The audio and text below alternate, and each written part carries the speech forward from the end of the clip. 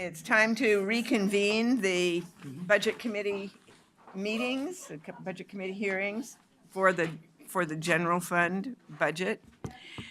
And we're going to hear first from Technology Services, so. Hey guys, gentlemen, time to get take it going. away.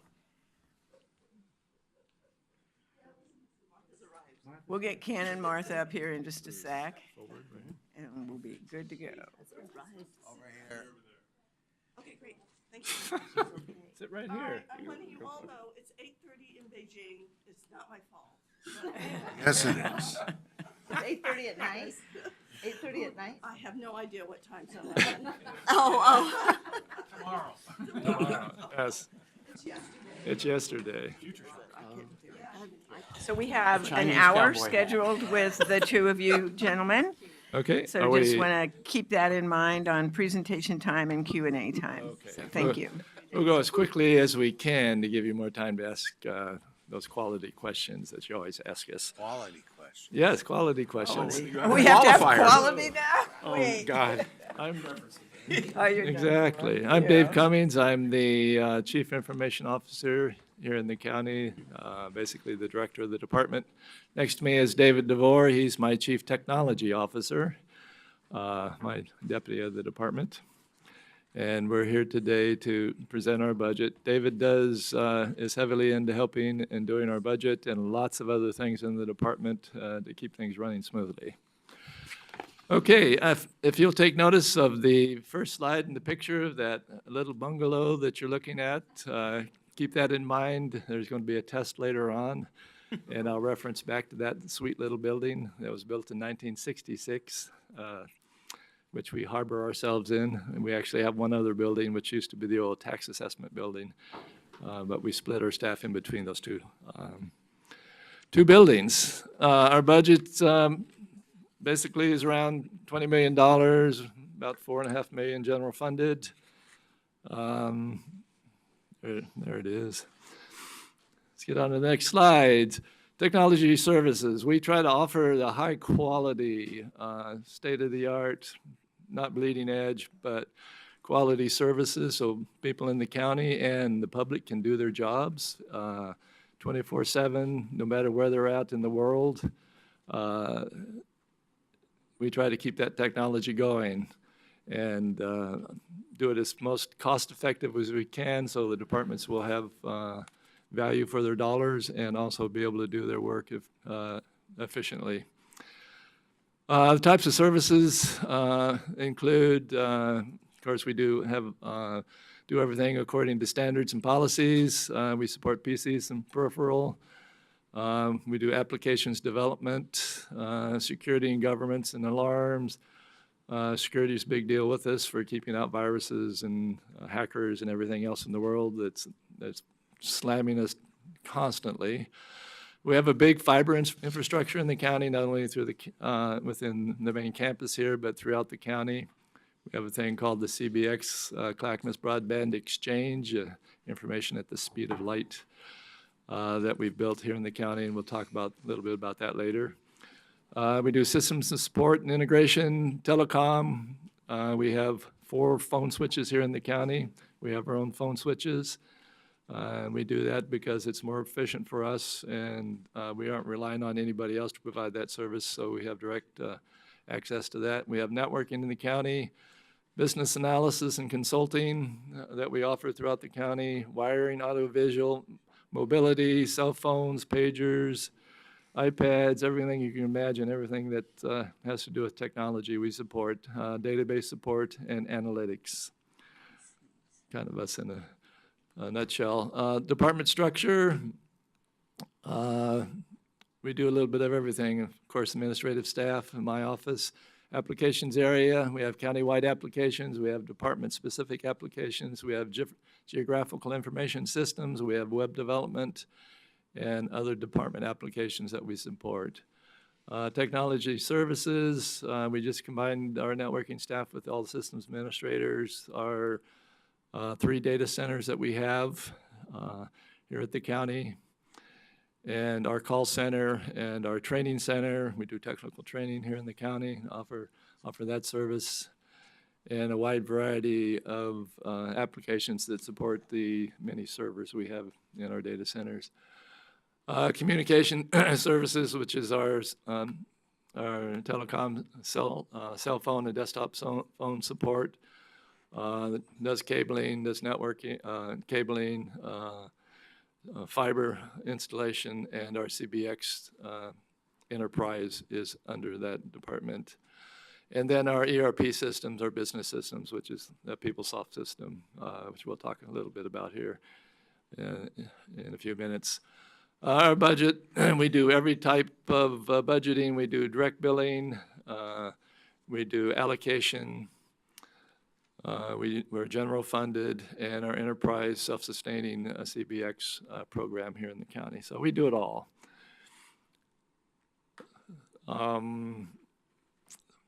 David, we're going to talk a little bit about our 3-year trends and our level of budgeting that we have here in the county.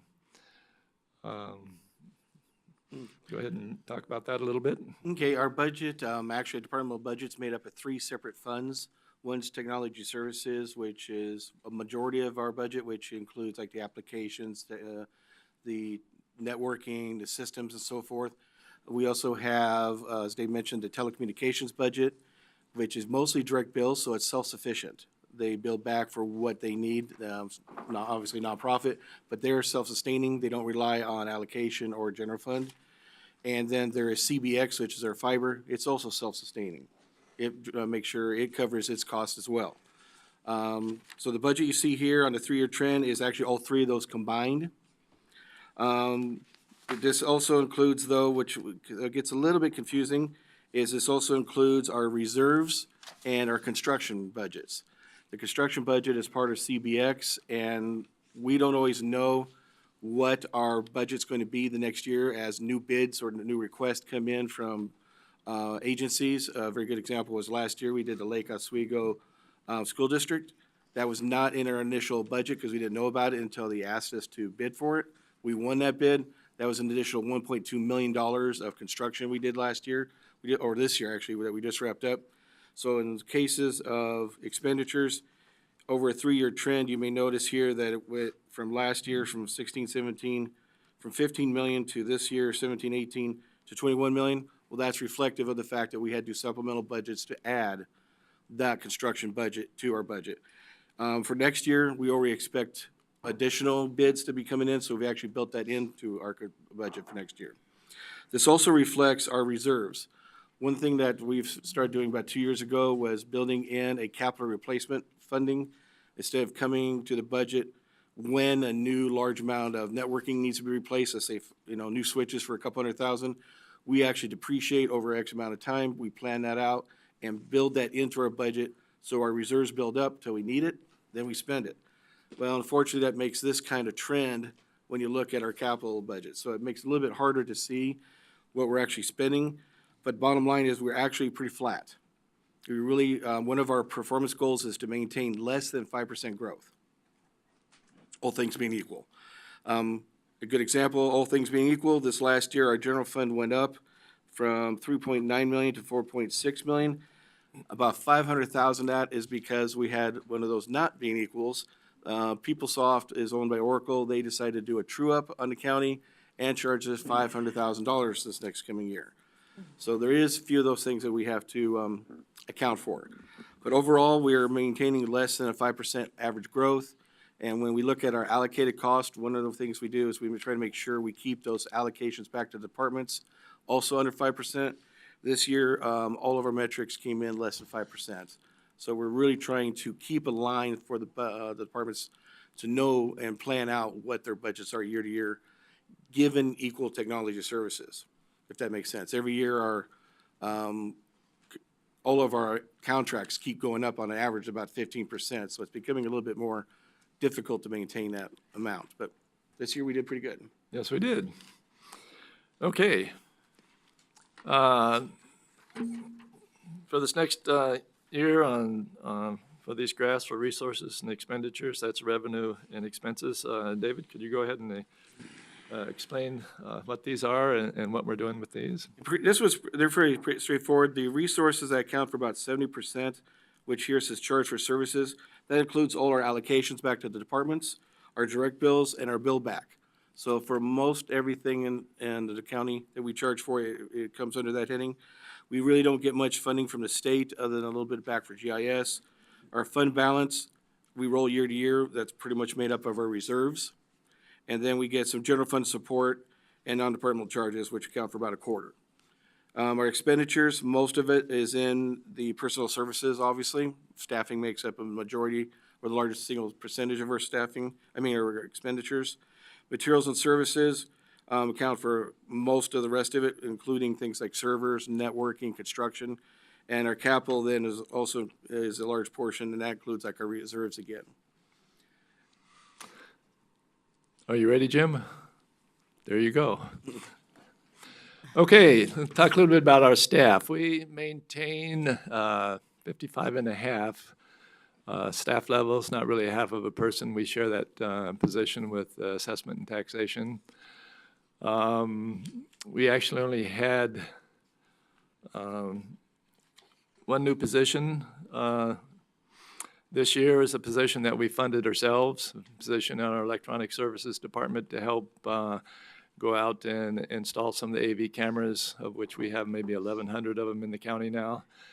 But we self-funded that, and that's kind of what we do in the department. We try to, when we have vacancies, we try to take a look at where we need that position and do reclassifications and move people around. And if we have some extra money, we go ahead and fund the positions. So that's a position that we really needed. We probably have another 5, maybe to 6 interns that come in through a program through ClackCo Community College. Real good program. They have one where the kids over there apply for the positions to come over and intern with us. Works out really well for us.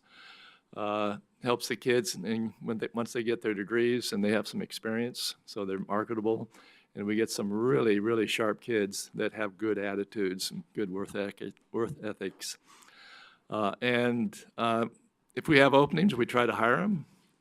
If we don't, they usually go out and they get jobs elsewhere, and then they come back to us. Most likely, I would say, the program's been going on for 15 years. I'd say 1/3 of my staff has been an intern in our department, and that's how they started out. And the program works out really, really well for us.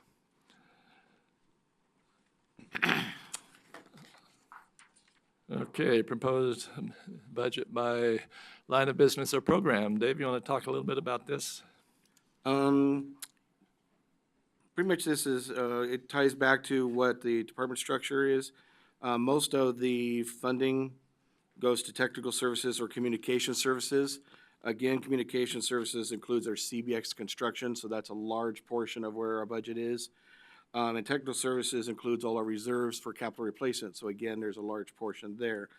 Most of the technical services also includes our things like our call center, our networking support, and all our technical support, so that's the largest single portion of all of our funding. Communication services also includes the telecom, the low voltage, AV, and so forth, along with CBX, so that's the next largest portion. Applications includes our web development, desktop development, DBAs, and so forth. Administration is pretty much Dave and I and our budget staff and also our procurement staff. And then in enterprise business solutions includes our ERP and also some embedded staff that we have that work directly for departments, helping them on their systems, namely H3S and A&T.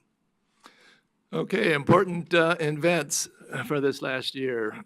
We did the migration of Drupal web content. Drupal is a content management system, and we're in partnership with PGA, and that's gone very, very well for us. We've redesigned and moved to a new storage and backup system. That's always growing, and we always want to make sure we have backup to everything we have out there. So that's been a big thing for us. Starting some new security electronic services for security purposes, implementation, and this is a biggie here, and this is another thing that we did internally and retooled our staffing.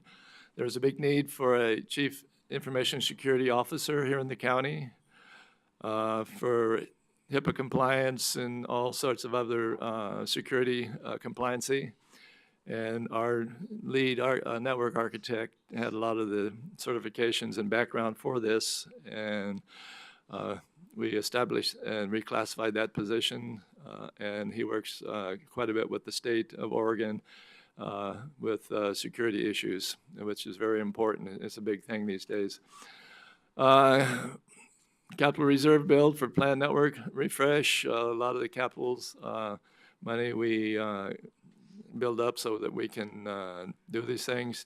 Technical support for a 911 dispatch system. That's the Big Magic system, which is a consortium of Clackamas County, Washington County, I think Clark County, Lake Oswego.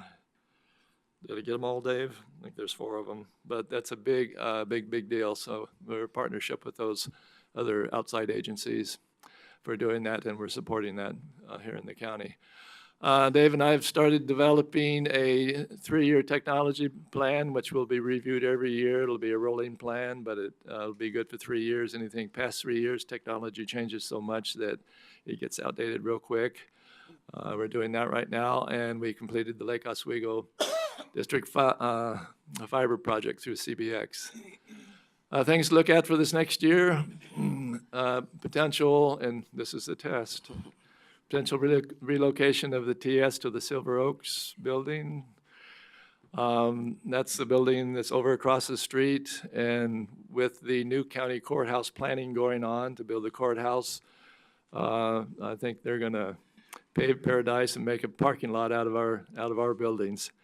So we have to basically move over to Silver Oaks so that can be done, so the new courthouse planning can take place. And like you saw, that our building was built in 1966. Facilities tells us they can't maintain it anymore, and we really need to get out of there. So we're excited about moving, although it's a big deal for us. It's something that we'll be doing here relatively soon. Will you be serving pina coladas? Absolutely. For it, yeah. Absolutely. We're beginning a total network redesign. It's been about 5 years since we've done that. Something that's very, very important to keep that network up and keep that everything going so we can meet our goals with the managing for results. And we'll be upgrading security, and also that will help us become CGIS compliant with the state for their security for their systems. Big deal. Expansion of the desktop applications and development, have new services through electronic services for alert systems and stuff, for security alerts and security. Okay, and that one I can't see, so I'll have to look down at my paperwork here. Get my old man glasses. Not that there's anything wrong with that. These are some of our key performance measures for the MFR system, which has really helped us structure how we provide services and how we budget. It's worked out really well for us. That's probably one of the better purchases that the county's made going with this methodology. Percent of developed applications to meet customary requirements, which is really big with us. We want to maintain that 95%. We'd like to project and go for the 99.07. That came from our survey that we put out, but if we can get at least 95%, we're very happy. The percent of departments and agencies who rate TS call center as good or excellent, which is very important. We're shooting for 95 this year, 98% in fiscal year 1920, the survey says. We're at 98.72, which is very good. Percent of critical systems issues resolved within 4 hours. We like to shoot at 99%. Survey says we're at 98.03, which is very good. Allocated cost per PC has been less than or equal to 5% over the years, which is very good, and we want to maintain that. Percent of days where there are no service interruptions to core telecom services, 99% is what we want to shoot for. We've actually been a little better than that. We've been at 99.19%, which is very important to keep the county up and running. Percent of days of core networking infrastructure is operational, 99%. We've been at looking to do 99.90%. You can never be 100% compatible. Okay, yeah, gotcha, partner. We've been at 99.19%, knock on wood. It's extremely hard to do. If anybody ever tells you they're never down, that's not true. People go down now and then. Percent of days where core networking infrastructure is operational, 90. We project 99.99%, 99.90%, which is very, very good. You guys could do better. I know. You know what? At one time, the county administrator told us we've raised the bar too high. So I always have to maintain that. That was Steve Wheeler. It wasn't you, Don. Get the bar back. Okay. I'm going to multitask here and see if we can get through this real quick so you can ask those important questions. Implemented some changes in support and performance results. Through the MFR process, implemented data analytics and project team to assist departments in data analysis, integration, and metrics. Dave, you want to talk a little bit about that? Actually, this is working out really well. Last 2 years ago, I believe it was, we had a PLP back when we had those things, and we received a position to help actually take MFR out of just the concept, but actually find metrics to support the departments in their work. We have a data analyst that we've hired who's actually did that for Nike. He's working now with our DBAs and now working with departments to help find how to look at their data and actually create metrics. He's also working on setting up a project team that is helping to integrate data between the county and go beyond just silos of data and actually bring those data sets together so we can get more effective metrics. And he's actually got a beta project he's working with Juvie right now on. So we're hoping that will provide a much, very useful resource in the future for getting better data to the county. Absolutely. We also have what we call a software evaluation group. It's called the SEG group, that everybody is supposed to bring their request to us anytime they want to find a new piece of software rather than just running out and buying it, and then they find out that it's not compatible with what we're doing here in the county and we can't support it. That group reviews the software and makes recommendations. We do that in conjunction with our procurement department. They're one of our partners. We work together, make sure the stuff coming in is cost effective. Several departments don't buy the same software or different software packages that do the same thing. That's our standardization and guidance for controlling that. Implemented several surveys to measure various customer metrics so we can fine-tune services. We consolidating several low voltage and security related services into our electronic services department. And we moved to as we talked about before, hosted Drupal CMS system in partnership with PGA for our website to make sure that our website is ACE #1 website and all the information is current and updated. Potential emerging issues. And this is the second part of the test, potential relocation of tech services to Silver Oaks, away from our old buildings. Is there a message? It seems like there's a message. Yeah, there's a message there.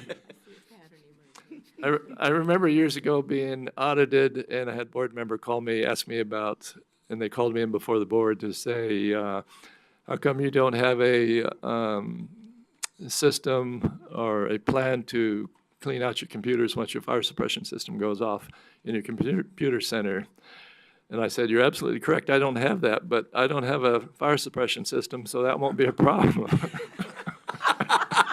all gonna burn up And anyway. the auditor said, "Oh, I swear you had one in there." I said, "No, that's motion sensors. That old building's not set up, nor will work." Leaky roof, that was your fire. Exactly. Some truth to that. So that was kind of a fun one. Increasing ERP costs, like Dave said, we had to do a true-up, was $500,000 plus another $300,000, which was ongoing for software maintenance for the old PeopleSoft system. The county right now is looking at bringing in a new system. They're doing a very good business analysis through HR and finance, taking a look at that, and then we'll be going out and looking for a new system that we will maintain and support. Next one's really important, staff succession planning. I have several people in my department within the next 2 to 3 years, 1 to 3 years, that will be, it's gray hair, but at least it's hair, will be retiring.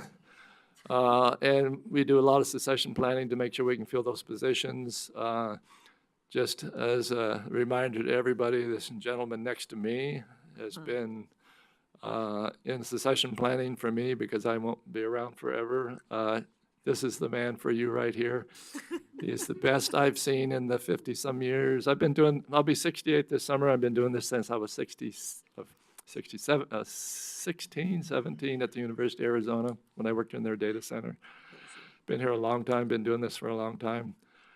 This you're man telling us this man is the best I've seen, and I'm training him the best I can to run things when I'm gone. I was just going to say, his prospects may fare better if he's not referring to having a full head of hair. Yes.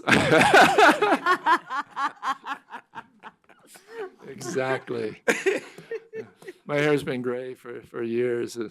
It's because of my grandmother, so that's what they tell me.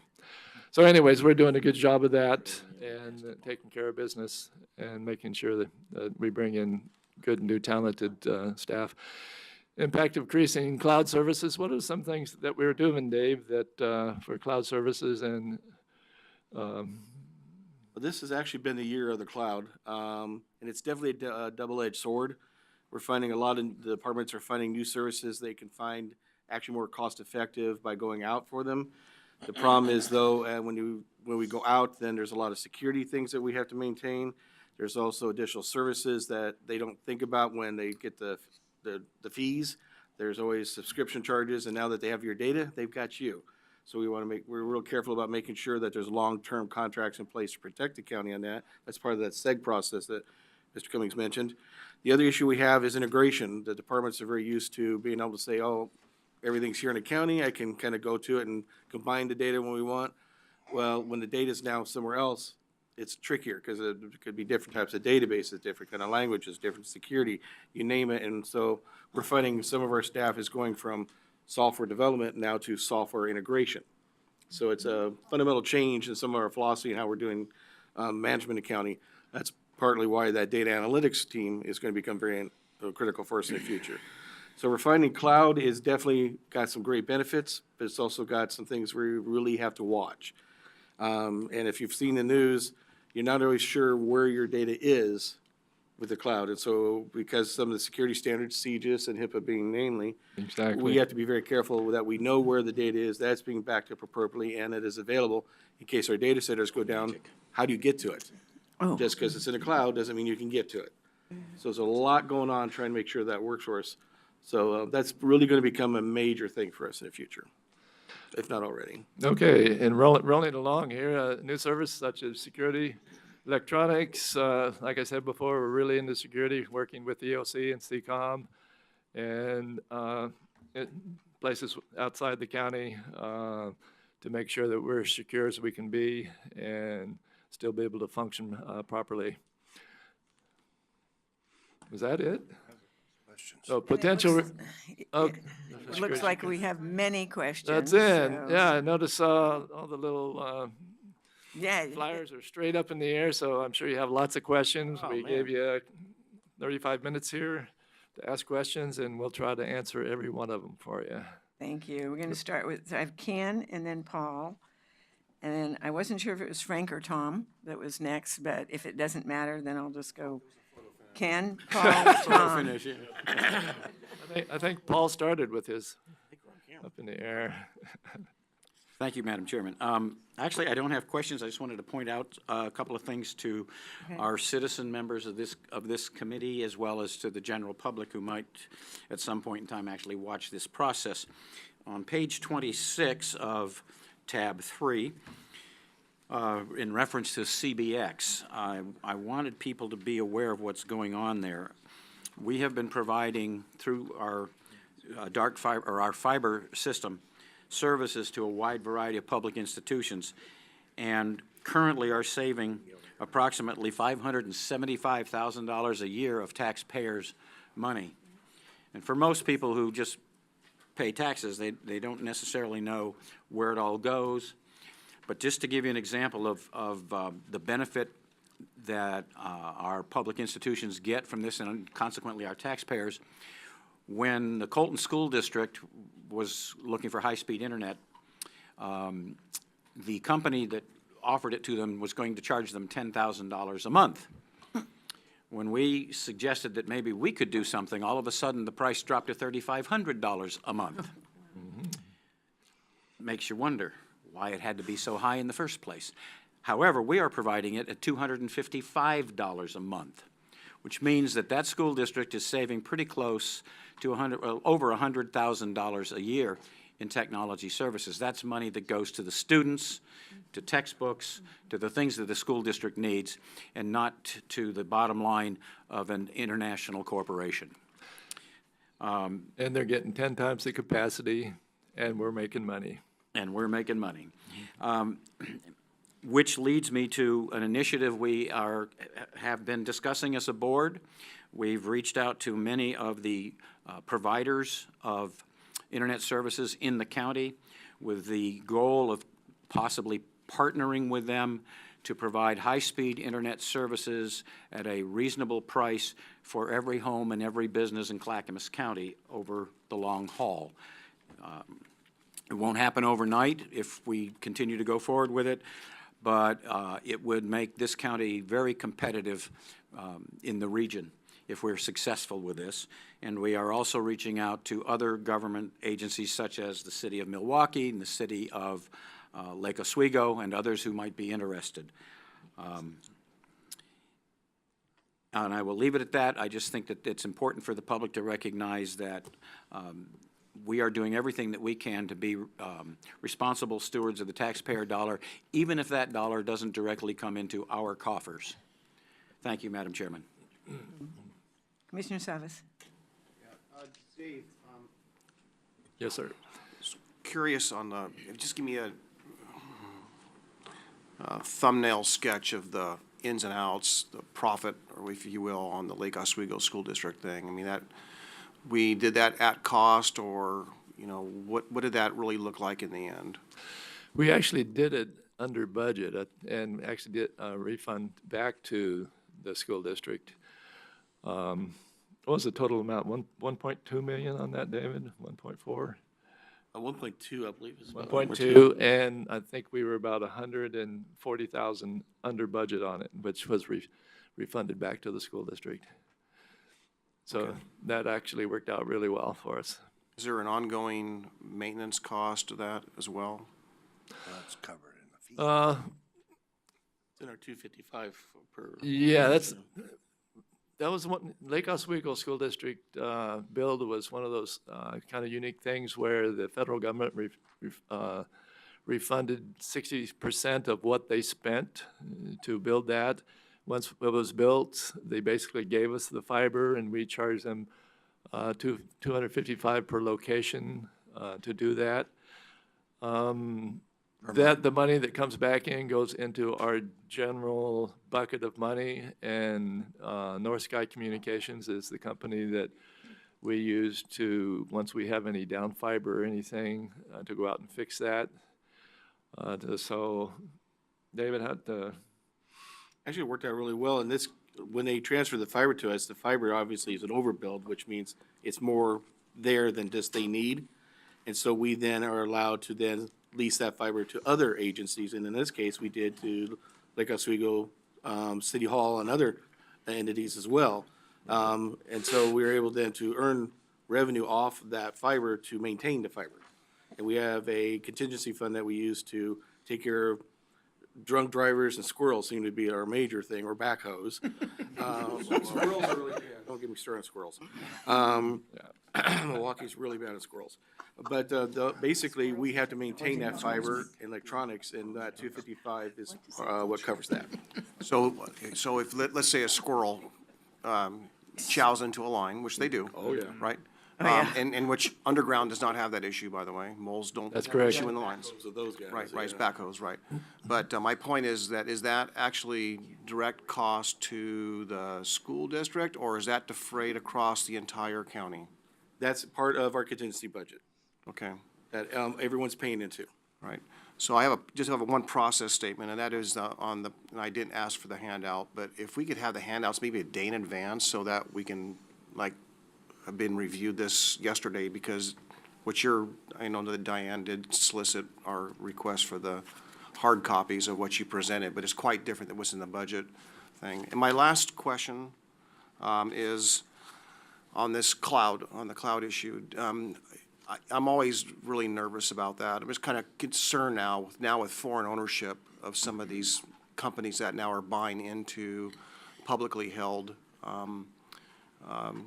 corporations, that issue of security and actually abidance by those security contracts when they're foreignly held.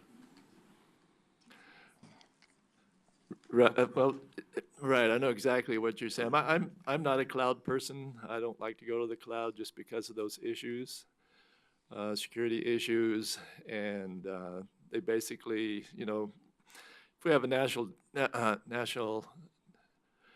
disaster that's countywide, and you're in a group with a company that's holding you and everybody else, where's your priority in getting things back up and going, and where's the security in that?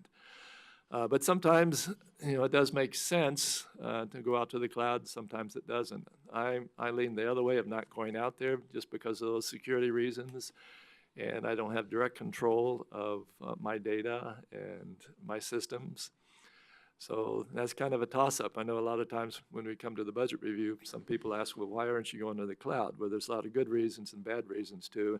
And it's depending on your organization. A lot of smaller organizations depend on the cloud heavily. City of Tualatin does. Almost all their stuff is out on the cloud, but you're really at the mercy of those companies, and those companies change names and get bought out. And Paul, I just totally agree with your analogy on that. I would rather not be out there, but in some cases it makes some sense to do that. Dave and I really look at that and really procrastinate on that and make sure that where we're going and where our data is and where the stuff is sitting makes sense for the county and is secure for the county. So, anything you want to add to that, Dave? We're constantly trying to revamp our SEG process to be more aware of the concerns. One thing they do check is to verify that data is stored within the continental U.S. And that's built into a lot of the contracts. Unfortunately, ownership is a different issue. We really don't have any control over that. Procurement works with us when we do the RFPs, and we bring up when people want to go out for a bid or something. Do you understand the difference between on-premise, cloud, the cost, the issues, and the risk? And unfortunately, a lot of the options out there are not even available except in the cloud. That's the only way you can get the sort of services nowadays. So it is I remember when Google was really pushing us, and everybody said, let's go Google, and that's the way to go, and do Google Docs and this and that. And one of the big issues when the guy from Google came out, and I talked to him, I said, where are you storing? We have a lot of issues on retention and how long we can retain data, and we had to follow their guidelines, but he couldn't tell me where they were storing their data. Was it here? Was it in the Philippines? Where is it? And they wouldn't tell me, and that was a real concern for me. So I need to know where my stuff is and how I can access it and what I can do. And I don't like being under somebody else's thumb with that. So that's the tough one. I know technology is kind of going that way for a lot of people, and I don't think a lot of people have the uptime and the structure and high level of service that we have here in the county. And that's one of the ways that we maintain it, if that makes sense. It doesn't give me any security, though. Oh, I mean that verbatim, yeah, not as a pun. It doesn't give me a lot of security. Right, right, I agree. We want direct access to, and we want to, that's why we have our own phone systems here in the county. People say, why don't you go out with a phone company and go through them? They will control what your rates are, they will control when your systems are up and down. So we maintain our own, and our phone systems are up, they work, they have for years. That's all part of our metrics and part of our success. Thank you. Mr. Feely? Thank you, Madam Chair. First of all, I want to say you guys provide the most entertaining presentation. You're the computer guy, aren't you? Technology guy? Not necessarily. You know technology? But, yeah. We gotta tone it down. I have just a detailed question. You mentioned your new position is self-supported. Do you mean that it's within your current rate structure? Exactly, yeah. Departments We are didn't have to ask for paying any more it. money. Right, Yes. okay. But the departments are paying for it in their rates. Right, So the it's not a position mystical funding is scenario. in telecom, and they bill for all their services. Right. So it's not like it's allocated out to everybody. So when they're making more money, they're getting more work, so they need more staff, and they can Right, no, I fund it. understand that. My second question, a lot more general about your strategic plan. Can you just briefly describe what the process is, who's involved, and where you're getting input? Okay, our input obviously comes from our internal managers and Dave and I, and we also have a group, which in the old days was called the Data Processing Steering Committee, which really did nothing because it was always staffed by department heads that really didn't know technology. Ours is staffed by technology people within the departments. They're our steering group. They give us input for technology and where we're going to go and what we're going to be doing.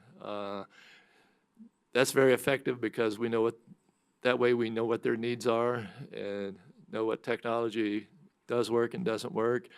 And through accumulation of that group and the SEG group, the web governance team that we have in committee all together, and that funnels back into Dave and I so that we can develop the plan, and then we roll that out to these groups to take a look at, and that's kind of how the process we go Are through. you getting any input maybe from members of the private sector or other governments in the region, which I would encourage if you're not? We belong to some organizations, Action Organization, OACDP, which I started with about 4 other CIOs from around Multnomah County, Washington County, state of Oregon. We communicate with those groups twice a year. We have little conferences that we go to. We talked with them constantly. I talked to Sherry Swackhammer over at Multnomah County when they were going to Google and got a lot of the true scoop of why they did that, which I won't bring up. But a lot of different reasons, and we want to talk to people and see what they're doing and see what their experiences are, and we do get input from the other counties. Like I said, City of Portland, Metro, Washington County, Multnomah County, Marion County, Clark County, and see what they're doing and how it's working, see how it's working for them. Some of the smaller counties we don't because they aren't doing what we're doing. Right. You know, bless our hearts, some of them that have, we doubled the size of our staff. We got. From 1 to 2. Exactly. Yeah, I can see that Like argument. exactly. So yes, we're doing that. We're reading what's going on through Gartner Group and going to conferences to find out what other people are doing.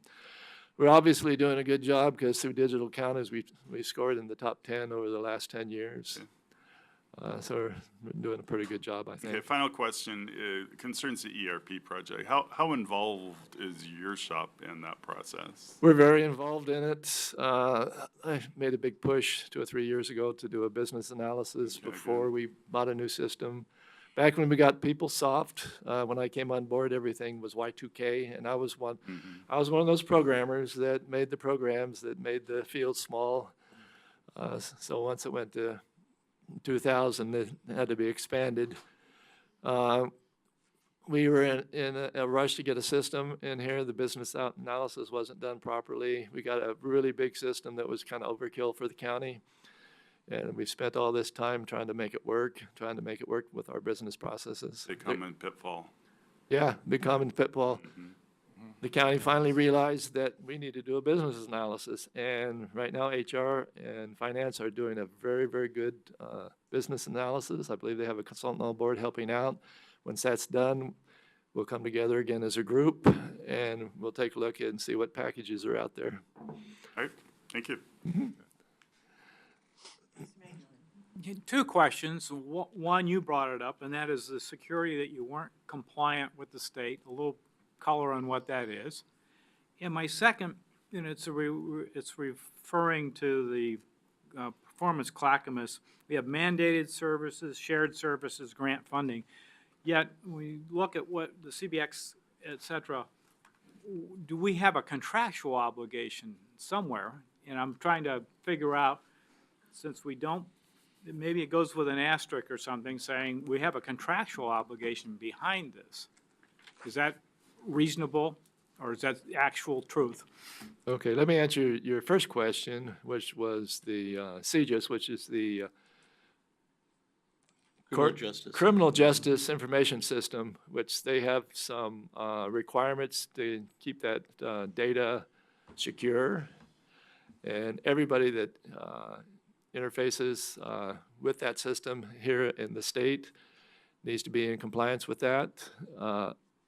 Right now, everybody's out of compliance, but we're working towards that. And not only working towards that, but we're doing a revamp of all of our network equipment, and we want to do that in a way where we can resolve both of them at the same time, get refreshed, new network equipment out there, and do it in a way where we can be in compliance with the CJIS requirements for HIPAA, for the Criminal Justice Information System, and for all that, and do it in the most cost-effective way. We've done extreme amount of planning for this, probably over the last couple of years, and a couple of ways we started to go, and believe it or not, the companies went out of business, and there was a thing called shortest path bridging that would resolve our CJIS problems. But right when we started to go out and we had the money to do it and buy all that equipment, the company went bankrupt and somebody else bought them. So we didn't do it. And we came back and started retooling that. So it's an ongoing process. But the CJIS compliancy thing is a big deal, and we're working towards that. Okay. And the other question was on CBX and contractually being obligated to. Yeah, and it's just it's not, I look at performance clackamas, and you don't have any mandated services in your department, and it probably works out that way. Right. But would it be appropriate to put an asterisk someplace, or think about it, Don, and that is to understand our contractual obligations and what's the outside cost that our revenues would not exceed our obligation to fix something.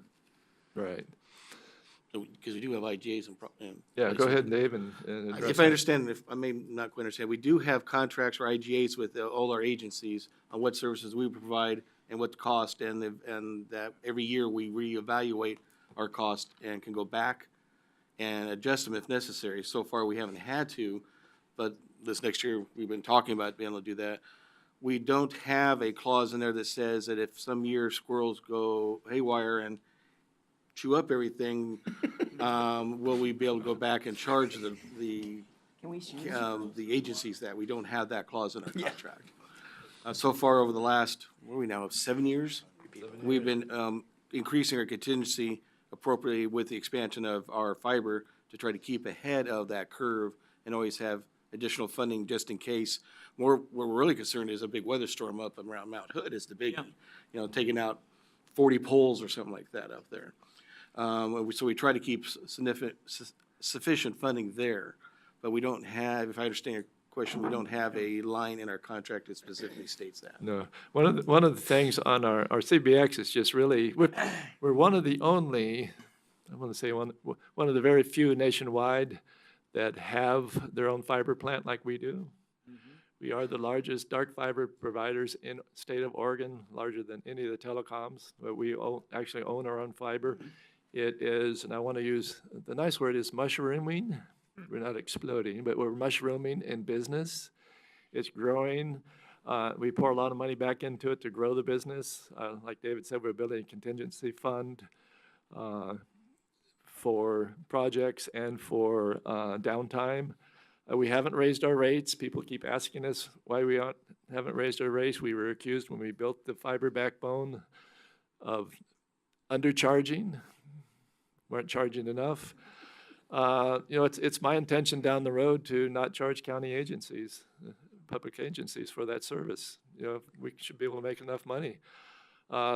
We checked into it when we were applying for the grant. The telecoms make a tremendous amount of money. As you can see, $10,000 a month, and we provide it for $255, and we're providing 10 times the capacity. It's amazing. So that business we're designing and building it right now.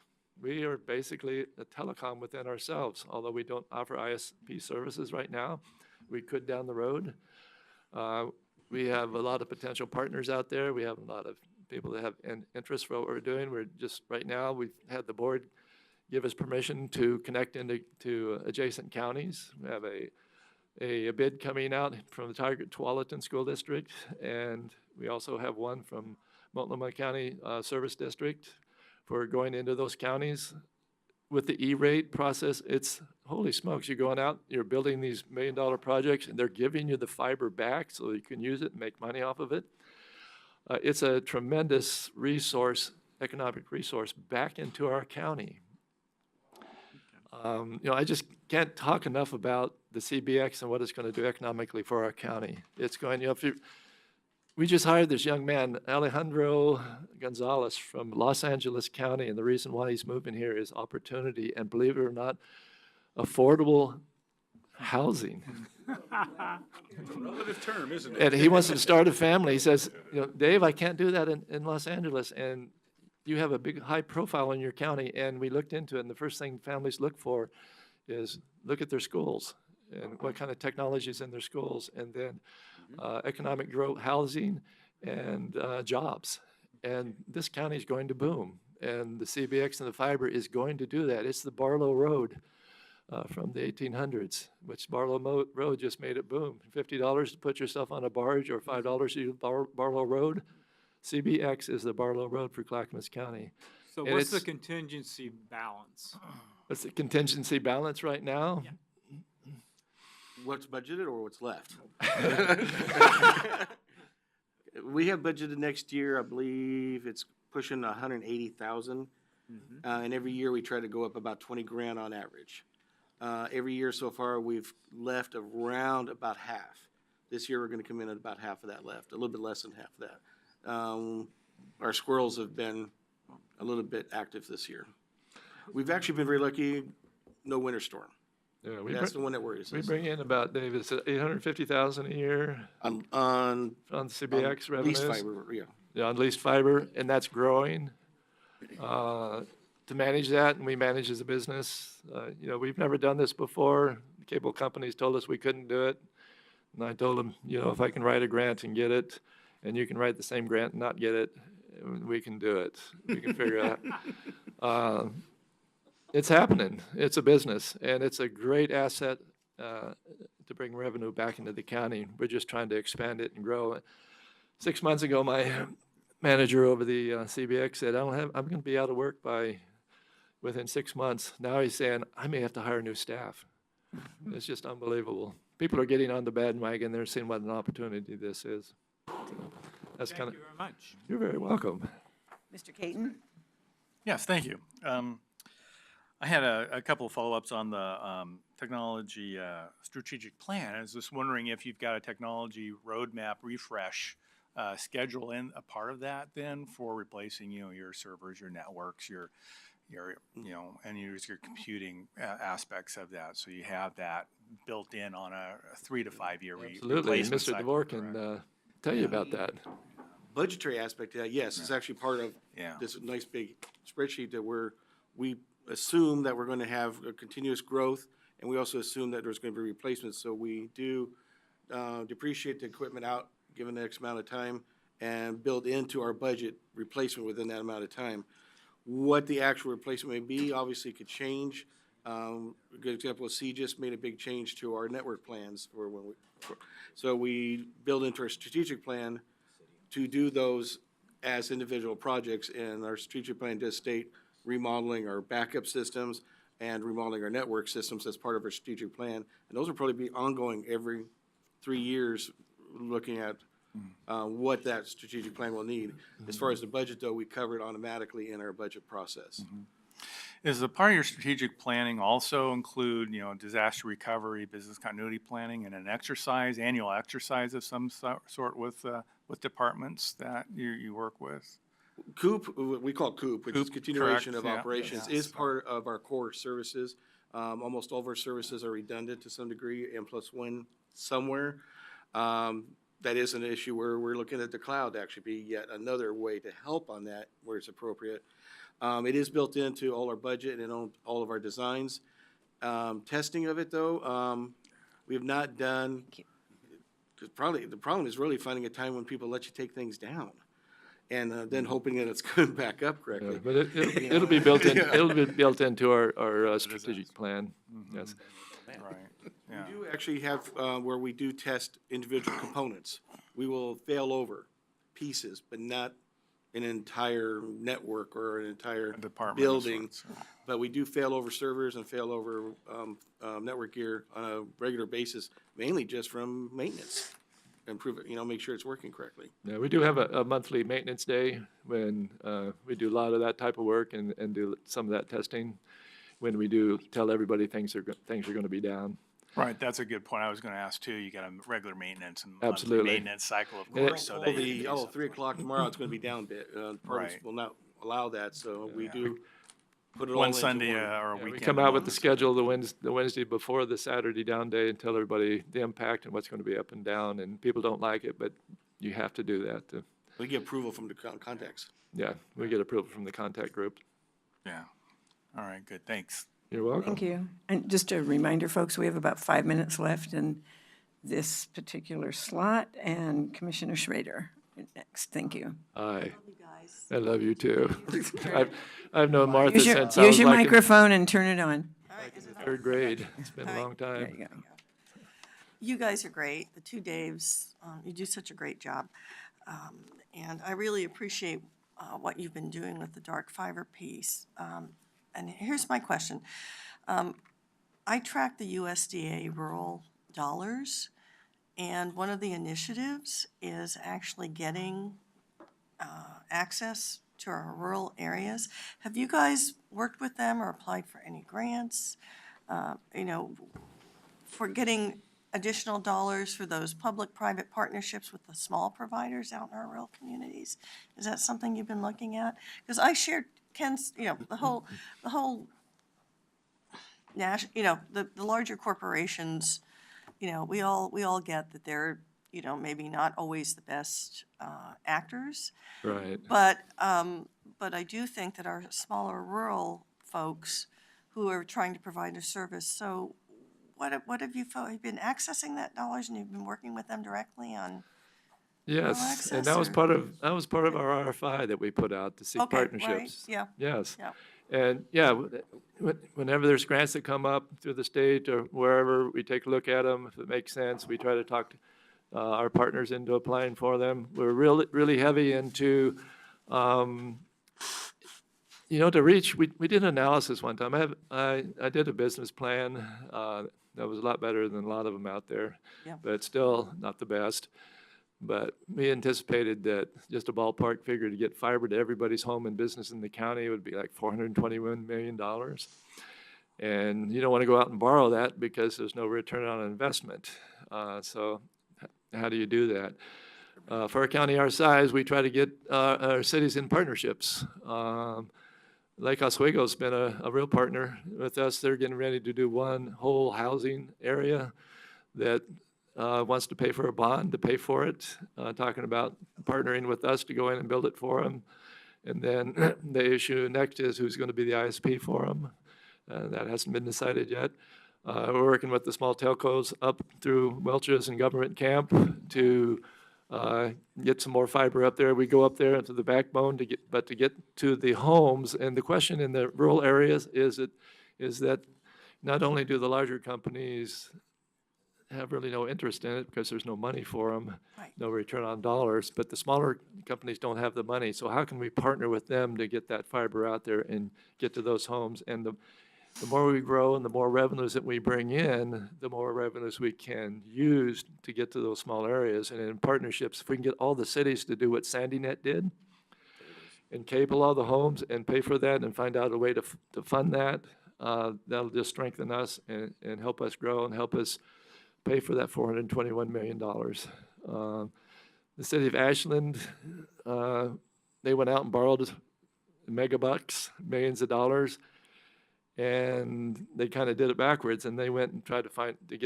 find business to pay for all that. Well, they found out that they couldn't. So they weren't making any money, and they had to pull money from the general fund and this and that. And we aren't going to do that. We are so totally self-sustainable, and we will make our own money, and we will grow, and we will get partners to reach all those different areas so that we can reach the goal of high-speed internet service to every business and every home in Clackamas County, which is what I'd like to do before I retire. So let's do it quicker because I'm getting older all the time. Yeah, well, but my point is too, there are USDA dollars to do that out Yes. there. There are. And anything you can do to kind of capture that would be really, Absolutely. Anything we can do and anything we can apply for. that's their initiative. I mean, their initiative, and we have a new USDA representative here in Oregon who is totally on board with this.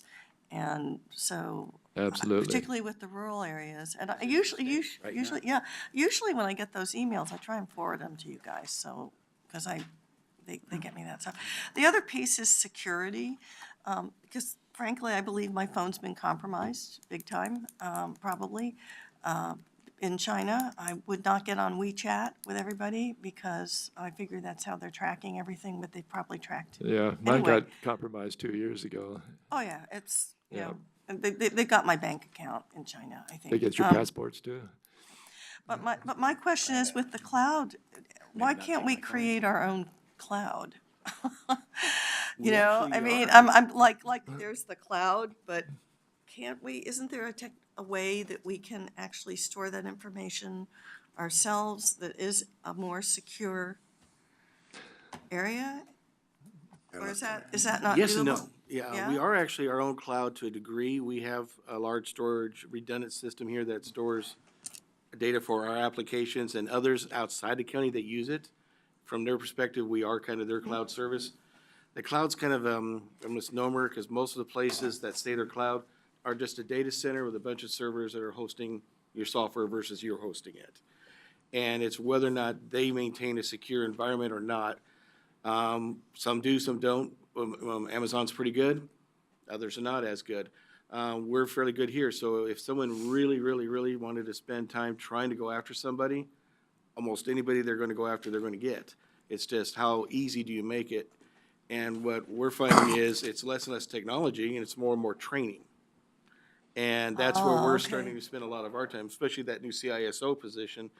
A large portion of what they're working with the state right now is learning how to train our staff better on don't go out to this site and download some, don't respond to that fish, which we just had an incident not too long ago. Don't go and do this. Otherwise, you're just going after that 80% of the easy stuff that people get into your systems with, whether it's here or in the cloud. So really, it's what we're hoping to do is get more training and then concentrate on what's left as far as whether it be technology or cloud services or whatever, where the current threats are. And believe me, they are becoming more and more of our budget every year going after security issues. Yeah, we just Thank you. we We just had a have bunch. 2 more questions. I want to be sure we get to done. those. I'm done, thank you. Commissioner Bernard? Mine is mainly comments. I do have a question, but infrastructure-wise, fiber is as important as road, sewer, and water. I think it's Absolutely. key that we partner when we can. When we can't, we do what we need to do to make sure that all businesses and households have internet, fast internet at a reasonable price. So I know we're talking about that, and as a Board of Commissioners, we need to get going on that. I am a little concerned, for example, if I download something on my personal phone, like an app, it shows up on my work phone. How's that happen? It's Apple. Okay, so, That but, doesn't happen to me. but the other thing So you is have the that Apple people, in the county, I don't purposely add anything to my county phone. Because I think there should be a policy that says, no, we can't. I'm not on the cloud. I probably am, but I don't know that I am. And I don't want to be because that happens. The other thing is we collect a lot of data, and I've been hearing a lot of talk today or earlier today about, yeah, we collect a lot of data. What do we do with it? I mean, how do we organize it? How do we protect it? Do we sell it? And the answer is no, we don't sell it. I don't know how we protect it and where it is, but you guys seem to have a lot going on. I mean, I can't imagine fighting people trying to get to you every single day. Thousands and thousands of spams and viruses coming in every day. And our major complaint is we tighten up the web security so tight that people don't get everything. So the only thing we got recently was just a bunch of spam from Paris, and that was just like a week ago or so, and I'm not sure what the... Paris or China? Oh, from Paris. I'm teasing Oh, Don. yeah, He was we're just Yeah, watch those vacations. Yeah. All right, and final question or comment from Commissioner Savas? Yeah, well, Dave, I was going to ask you a question, but your comments earlier when you were talking about, in response to Commissioner Schrader's question, kind of okay. touched on what I wanted to talk about, and the 421 million, which Right. you're elaborating on as far as trying to serve the rural areas. The reason the big companies aren't out there is because it is not, Return on investment. there's no ROI. So I think striking that balance is really critical. And frankly, I would think I would almost want to have my staff transcribe what you said, because I think in context, I think you did an honest job of stating the big picture. Thank you And I very think that's much. really, I appreciate that. I think that's really important that everyone understand that. And I wanted to look over to Commissioner Humberston when you were saying that, and he was chatting with Sean here. But I think, again, I think he did a great job of capturing that. I think it's really critical that we find how to get that, strike that balance where it's actually doable. And I know that everyone wants to focus in on the high-density areas where it's profitable. Right. And factoring in the telecom and all the other services go along with it, utility in this world is very complex, and that's another factor in this as well. Right. Thank you very much. I really appreciate that, Paul. Just- Thank you. Just real quickly, tourism is moving. The initial estimate was 5,000 a month, right? Okay. And they moved it, and they moved it to 1,500 a month? Oh, yeah. They're about a mile from our fiber, so to get into them was $125,000. So we asked Comcast to do the connectivity. They're originally it was $1,400 a month, and they went up to $5,000 a month. And we yelled at them pretty hard, and so they brought it back down to $1,400 a month. With us, it was $255, but That's ridiculous. it's $125,000 to get in there because most of it's underground. It's not feasible yet. There's not a lot of locations that we could go to, but once that becomes return on investment for us, definitely go in there. Okay, thanks. You're And welcome. that's the difference between our model, which is primarily dark fiber Right. versus delivering the connections on both ends and the services. That's where it gets expensive. Exactly. And we have we have an unfair advantage in that we got a grant, which was a whole process in itself. Someday we have to go out and sit down and have a drink, and I can tell you about that whole process. It was amazing. But we had all this money that we that we could use, and the telecoms don't have that money. They got to pay that back, and that's why we can offer it at such a low rate. Their tax credits from the federal government are how much? Millions. That's Yes. not a grant? Yes. Okay. Thank you very much. Thank you very I much. can say you certainly enlightened me on all of the technological Oh, good. issues that we have in the county, and I really appreciate that. So thank so you very so much. much. Yeah. Comes to dark thank- fiber, any kind of lightning's good. Here we go. So thank you both.